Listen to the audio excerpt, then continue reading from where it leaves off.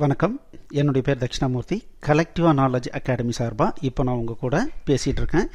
நம்ம இந்த கோர்ஸில் என்ன கற்றுக்க போகிறோம் அப்படின்னா பிஹெச்பியை பற்றி கற்றுக்க போகிறோம். சரி, பிஹெச்பி கற்றுக்கணும் அப்படின்னா உங்களுக்கு என்னென்ன கண்டிப்பாக தெரிஞ்சிருக்கணும் அப்படின்னு பார்க்கலாம். கண்டிப்பாக உங்களுக்கு HTML, CSS, JavaScript தெரிஞ்சிருக்கணுங்க. உங்களுக்கு முன்னில் தெரியல அப்படின்னா கீழே டிஸ்கிரிப்ஷனில் பார்த்தீங்கன்னா இந்த கோர்ஸுக்கு உண்டான லிங்க் கொடுத்துருக்கோம். நீங்கள் அதை முதல்ல படிச்சுட்டு அதுக்கப்புறம் இங்கே வந்தீங்கன்னா உங்களுக்கு நல்லா புரியும். கூடவே சி ப்ரோக்ராமிங் தெரிஞ்சிருந்தது அப்படின்னா ரொம்ப யூஸ்ஃபுல்லாக இருக்கும். சி ப்ரோக்ராமிங் ரொம்ப அட்வான்ஸ் லெவலுக்குலாம் தெரியணுன்ற அவசியம் இல்லை. சும்மா ஒரு சின்ன சின்ன ப்ரோக்ராம்லாம் பண்ண தெரிகிற அளவுக்கு நீங்கள் தெரிஞ்சிருந்தனா போதும். இதுக்கும் நாங்கள் லிங்க் கொடுத்துருக்கோம். அந்த லிங்க் கீழே டிஸ்கிரிப்ஷனில் இருக்குது. சி ப்ரோக்ராமிங் கற்றுக்கணும் அப்படின்னா அதையும் கற்றுக்கலாம். பூட்ஸ்ட்ராப் தெரிஞ்சதுன்னா ஒரு added plus, but not compulsory. அதே மாதிரி பிஹெச்பிலையும் பார்த்தீங்கன்னா ஆப்ஜெக்ட் ஓரியன்ட் ப்ரோக்ராமிங் சப்போர்ட் ஆகுது. அதனால் C++ தெரிஞ்சிருந்தது அப்படின்னா பிஹெச்பியில் ஆப்ஜெக்ட் ஓரியன்ட் ப்ரோக்ராமிங் எப்படி ஒர்க் ஆகுதுன்றதை நம்ம ஈஸியாக புரிஞ்சிக்க முடியும்.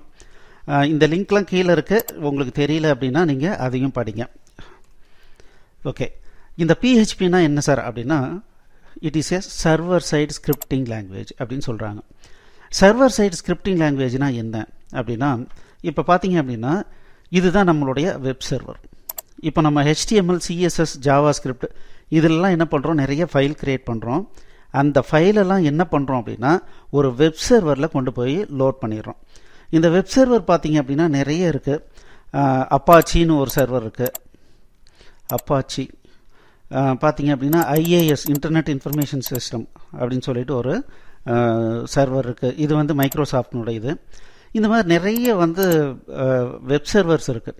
அந்த வெப் சர்வரில் நம்ம என்ன பண்ணுவோம்னா ஃபைலை கொண்டு டம்ப் பண்ணி விட்ருவோம். ஒவ்வொரு கிளையண்ட் மெஷினில் இருந்தும் ஒரு குறிப்பிட்ட URL கொடுக்கும்போது அது நேராக ஒரு ரிக்வஸ்ட்டாக என்ன ஆகும்னா வெப் சர்வருக்கு வரும். அந்த வெப் சர்வர் என்ன பண்ணுது அப்படின்னா இந்த கரஸ்பாண்டிங் HTML ஃபைலோ, CSS ஃபைலோ இல்லை JavaScript ஃபைலோ எடுத்து நமக்கு ரெஸ்பான்ஸாக இங்கே ரிட்டர்ன் பண்ணிடும். அதை தான் நம்ம என்ன பண்ணுறோம், ஒவ்வொரு ப்ரௌசர்லையும் வியூ பண்ணுறோம். அப்படின்னா பிஹெச்பி என்ன பண்ணுது அப்படின்னா நம்ம .html அப்படின்ற எக்ஸ்டென்ஷனோ .htm அப்படின்ற எக்ஸ்டென்ஷனோ இருந்தால் இந்த வெப் சர்வர் என்ன பண்ணுன்னா அப்படியே எடுத்து கிளையண்ட்டுக்கு அனுப்பிச்சி விட்ரும்.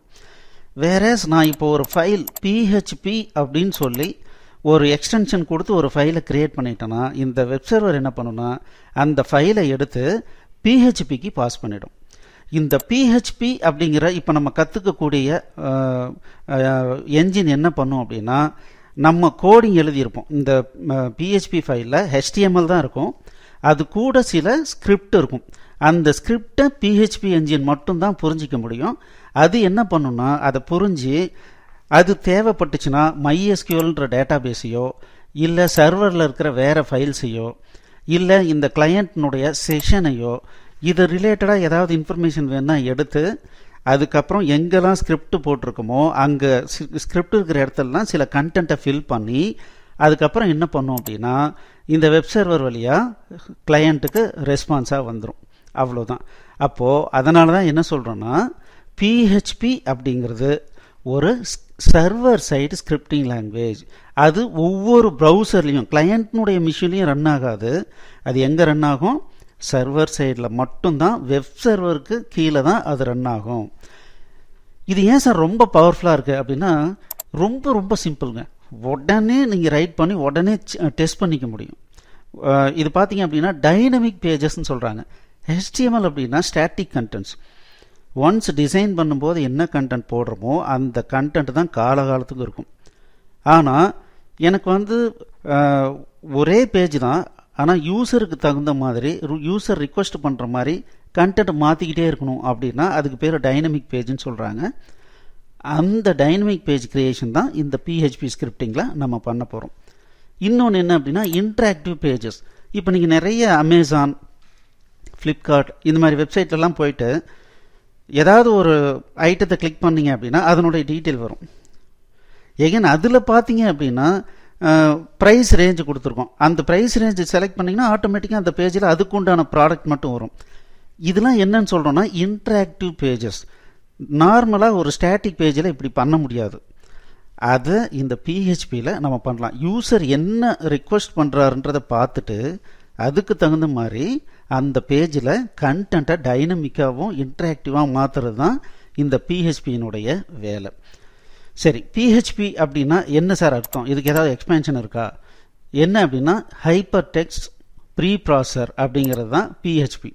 இது பார்த்தீங்கன்னா இப்படி பார்த்தாலும் HP, இப்படி பார்த்தாலும் HP, ஒரு மிரர் எஃபெக்ட் மாதிரி. Hypertext Preprocessor, இப்படி பார்த்தாலும் Hypertext Preprocessor, அவ்வளோதான், ரொம்ப சிம்பிள். இதை தான் PHPன்னு பேர் கிரியேட் பண்ணிட்டாங்க. இது வந்து it is a widely used open source scripting language. இந்த மாதிரி சர்வர் சைடில் யூஸ் பண்ணுறதுக்கு வேறு ஸ்கிரிப்டிங் லாங்குவேஜ் இருக்கா அப்படின்னா எஸ் இருக்குது. ஜாவா இருக்குது,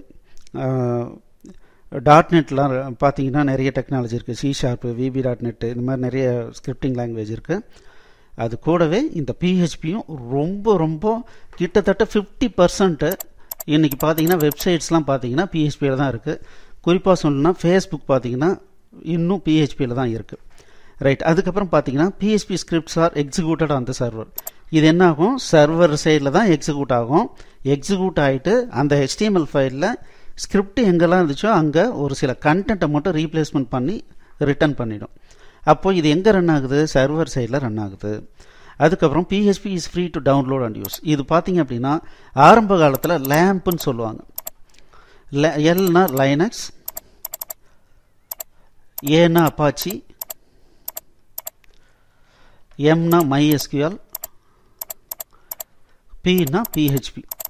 இந்த லேம்ப் அப்படிங்கிறது முற்றிலும் ஃப்ரீ அப்ளிகேஷன். டோட்டலாக Linux free, Apache free, PHP free, MySQL free அப்படின்னு இருந்ததுனால யார் வேணாலும் இன்டர்நெட் கனெக்ஷன் இருந்தால் அவங்களுடைய பிசியவே ஒரு வெப் சர்வராக மாற்றி அவங்க கண்டென்ட்டை போட்டுக்கலாங்கிற மாதிரியான ஒரு ஃப்ரீ சாஃப்ட்வேராக இருந்ததுனால தான் PHP இந்த அளவுக்கு பாப்புலராக டெவலப் ஆகிடுச்சு.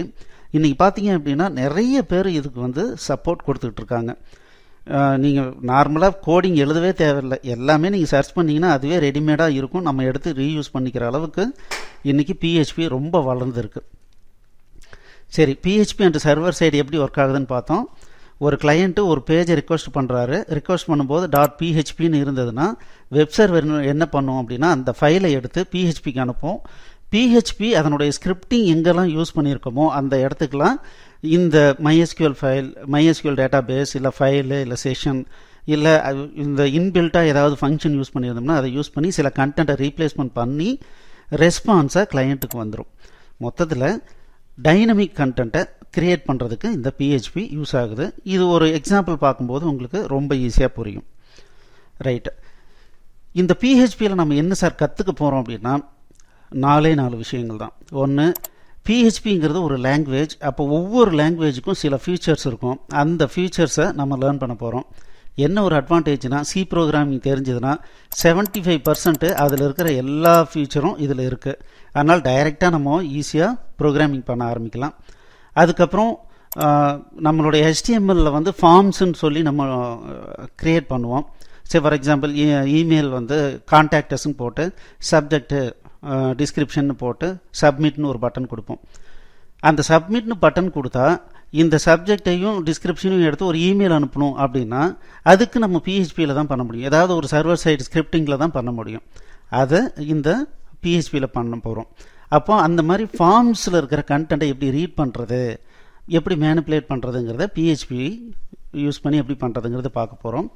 அதுக்கப்புறம் நம்ம ஏற்கனவே சொன்ன மாதிரி சர்வர் சைடில் இருக்கிற ஃபைல்ஸை வந்து எப்படி ஆக்சஸ் பண்ணுறது, எப்படி ஃபைலை ஓப்பன் பண்ணுறது, இல்லை யூசர் வந்து ஒரு இமேஜ் அப்லோட் பண்ணுறாரு, அவரோட இமேஜ் அப்லோட் பண்ணணும். அப்போது அது அப்லோட் பண்ணால் எப்படி கொண்டு போய் சர்வர் சைடில் சேவ் பண்ணுறது, இதையெல்லாம் பார்த்தீங்க அப்படின்னா நம்ம தெரிஞ்சுக்க போகிறோம்.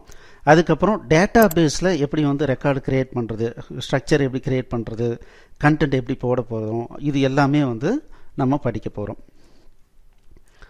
இது ஏன் ரொம்ப பாப்புலராக இருக்குது அப்படின்னா இப்போ இந்த கோர்ஸில் நீங்கள் படிக்க போகிறது பார்த்தீங்கன்னா PHPயினுடைய ஃபவுண்டேஷன் என்ன சார்?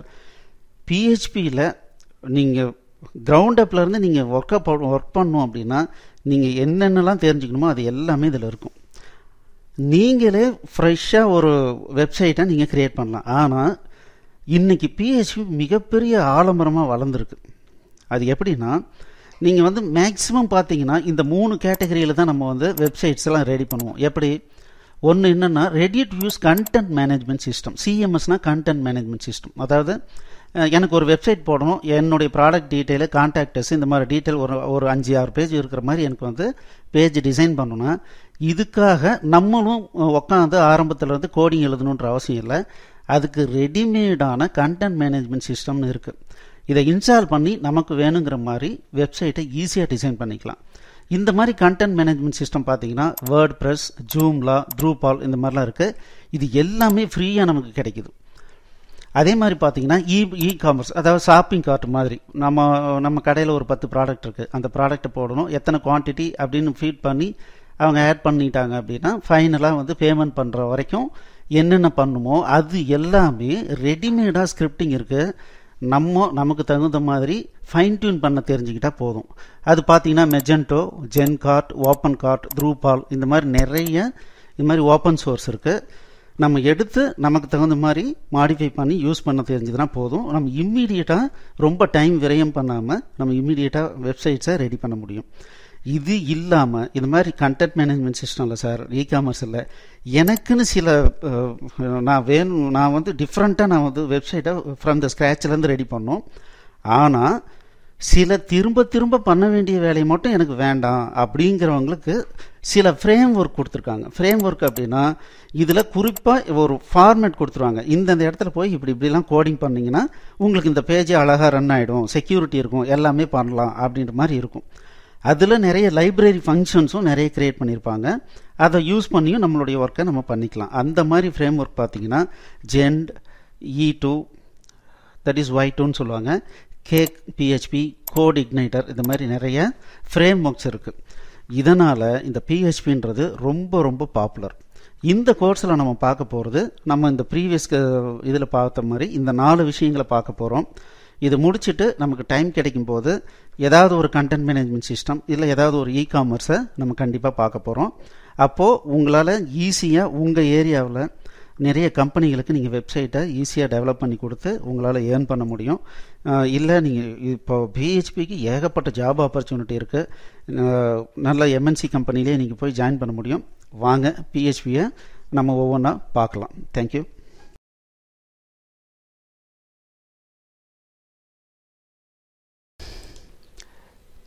எக்ஸலண்ட்.